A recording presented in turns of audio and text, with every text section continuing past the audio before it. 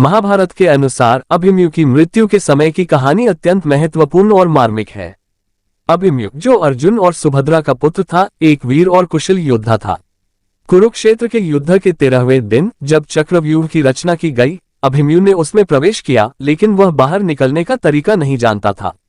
अभिमन्यु का चक्रव्यूह में प्रवेश जब अर्जुन और कृष्ण युद्ध के एक अन्य मोर्चे पर थे, द्रौपदी के पुत्र वीर अभिमन्यु चक्रव्यूह में प्रवेश करने का निर्णय लेते हैं। उन्हें केवल ये पता था कि चक्रव्यूह को कैसे तोड़कर अंदर प्रवेश किया जाए, लेकिन बाहर निकलने का तरीका वे नहीं जानते थे। उनके इस साहसिक निर्णय को देखकर पांडवों की सेना ने उनका समर्थन किया।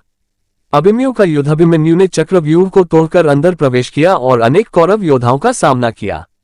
उनके वीरता और कौशल को देखकर कौरव सेना में खलबली मच गई। अभिमन्यु ने एक के बाद एक कई योद्धाओं को परास्त किया और अद्वितीय साहस का प्रदर्शन किया।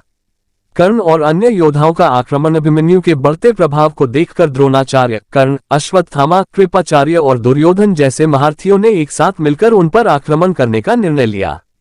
यह नियमों के विपरीत था, क्योंकि एक योद्धा पर एक साथ इतने योद्धा आक्रमण नहीं कर सकते थे। लेकिन कौरवों ने नियमों को तोड़कर अभिमन्यु को घेर लिया और उन पर आक्रमण करना शुरू कर दिया।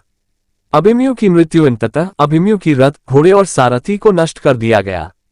वे पैदल ही लड़ते रहे, लेकिन अंततः कर्ण ने उनकी हत्या कर दी। कर्ण ने अभिमन्यु के साहस और वीरता की प्रशंसा की और कहा कि वे नहीं चाहते थे कि ऐसा हो, लेकिन युद्ध की परिस्थिति ने उन्हें ऐसा करने पर मजबूर कर दिया। अभिमन्यु का अंतिम संदेश मरते समय अभिमन्यु ने कर्ण से कहा कि वे अपने पिता अर्जुन और अपने चाचाओं के लिए संदेश छोड़े कि उन्होंने वीरता से लड़ाई की और अंत तक हार नहीं मानी। अभिमन्यु की मृत्यु ने पांडवों के दिलों में गहरा दुख और क्रोध उत्पन्न किया, जो आगे के युद्ध के लिए और अधिक निर्णायक साबित हुआ।